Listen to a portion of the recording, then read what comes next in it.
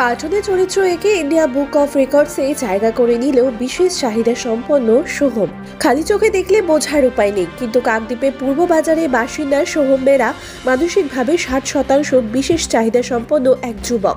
বর্তমানে সোহম স্নাতকের প্রথম বর্ষের ছাত্র। খুব ছোটবেলা থেকেই তিনি ছবি আঁকতে ভালোবাসেন।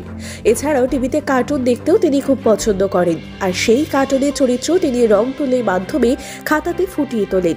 এবারে সেই কার্টুনের চরিত্র এঁকে ইন্ডিয়া বুক অফ রেকর্ডসে জায়গা করে নিলেন সোহম। আর আপনারা সেই ছবি সরাসরি দেখছেন শুধুমাত্র বাস্তব নিউজের পর্দায়।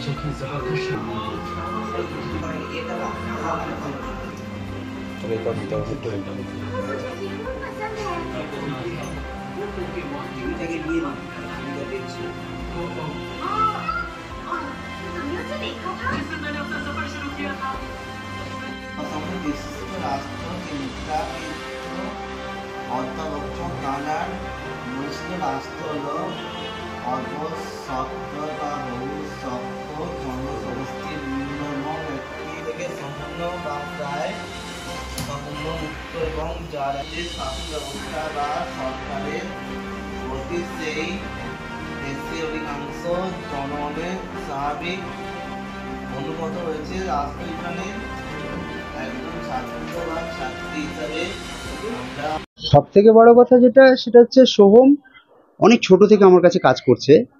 ওর কাজ করার একটা জায়গা, সেটা হচ্ছে ও সব স্টুডেন্টের থেকে আলাদা করে ভাবে এবং আলাদা করে কাজ করে।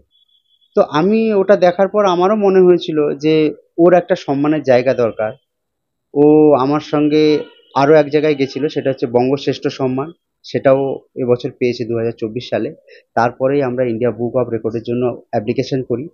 ওর যে সব থেকে বড় একটা ভালো জায়গা, সেটা হচ্ছে ও কার্টুন চরিত্র খুব ভালো আঁকে এবং সেটা কিছু দেখতে হয় না, না দেখেই ও কার্টুন চরিত্রগুলো আঁকে এবং রং করে ভিন্ন ধরনের এবং ভিন্ন ধরনেরও কালার করতে খুব ভালোবাসে। তো আমি খুব করে চেষ্টা করেছিলাম যে ওর একটা আলাদা চরিত্র বা আলাদা জায়গা তৈরি হোক এবং আলাদা প্ল্যাটফর্ম পাক। সেই সব নিয়েই আমি চেষ্টা করি এবং 14ই নভেম্বর 2024 তার হাতে তার পুরস্কারটা আসে। সত্যি আমরা খুবই গর্বিত এবং খুব খুশি। কার্টুন চরিত্র, কার্টুন বলতে মানে আমি সেরকম নাম বলতে পারবো না। ও যে কার্টুন চরিত্র আঁকে সচরাচর কেউ দেখে না এবং কেউ আঁকে না। ওর ওর জন্যই খুব তাড়াতাড়ি সিলেকশন হয়েছে। আমরা পাঠানোর 14-15 দিনের ভেতরে ওর হাতে ওর সম্মানটা চলে এসেছে। আপনাদের স্টুডেন্ট কি নর্মাল ছিল? না, একদমই নর্মাল নয়। ও 60% প্রতিবন্ধী। তার মধ্যে থেকেও যে ও পেন্টিংটা করছে সেটা আমার কাছে খুব গর্বের। কতটা খুশি হয়েছে? আমি তো অত্যন্ত খুশি। শুধু আমি খুশি নয়, আমার যে একটা স্কুল আছে সুন্দরবন আর্ট একাডেমি, তাতে যতজন ছাত্রছাত্রী এবং অভিভাবকরা আছে সবাই খুবই খুশি এবং খুব আনন্দিত। আপনার নাম? আমার নাম দেবরাজ বেরা, সুন্দরবন আর্ট একাডেমির প্রধান শিক্ষক। ছবি আঁকতে খুব ভালোবাসে। ছোটবেলা থেকে? হ্যাঁ, ছোটবেলা থেকে ওর যখন 3 বছর বয়স তখন থেকে ও ছবি আঁকে। মানে আপনি কি ভেবেছিলেন আজকে এই জায়গায়? না, আজকে ও যে এই জায়গায় পৌঁছবে সেটা আমাদের কল্পনার অতীতে ছিল। কোনোদিন ভাবতেই পারিনি এরকম জায়গায় যে পৌঁছবে। আনন্দে? কারণ ও হচ্ছে মানে আর 5টা স্বাভাবিক বাচ্চার মতো নয়। ও স্পেশাল চাইল্ড। পড়াশোনায় ও এখন বিএ ফার্স্ট ইয়ারে কাকদ্বীপ কলেজ। এই যে আজকে এটা এই যে আওয়াজটা পেলো, কতখানি খুশি হয়? আমরা খুবই খুশি। এটা কি ভেবেছিলেন? না, এটা আমরা কোনোদিন ভাবতেই পারিনি যে ওই জায়গায় আজকে পৌঁছে যাবে।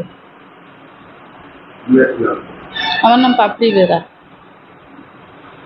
খুব ভালো লাগছে। কিভাবে এটা সম্ভব হলো? এটা সম্ভব হলো, তো ছোটবেলা থেকে অ্যাকচুয়ালি আর 5টা বাচ্চা মতো ছিল না। তা ইভেন ও 10 বছর বয়স পর্যন্ত ঠিক মতো কথাও বলতে পারতো না, কিন্তু 5-6 বছর বয়স থেকে ও ছবি আঁকার প্রতি একটা আলাদা ন্যাক ছিল। সেই হিসেবে আমরা এখানে ওই দেবরাজ বেলা বলে একজন শুনলাম ছবি আঁকা খুব ভালো শেখায়, ওর কাছে আমরা দিই। তা দেখলাম ওর কাছে পড়ে ছবি আঁকার থ্রু দিয়ে এবং ওকে বিভিন্ন জায়গায় ট্রিটমেন্ট করিয়ে মানে আস্তে আস্তে সাবলীল হয়। মেনলি ছবি আঁকার মধ্য দিয়ে ও সাবলীল হয়, সেইখান থেকে ইম্প্রুভটা হয়। কতটা খুশি হয়েছে? খুবই খুশি। আমার নাম? আমার নাম চন্দন বেরা।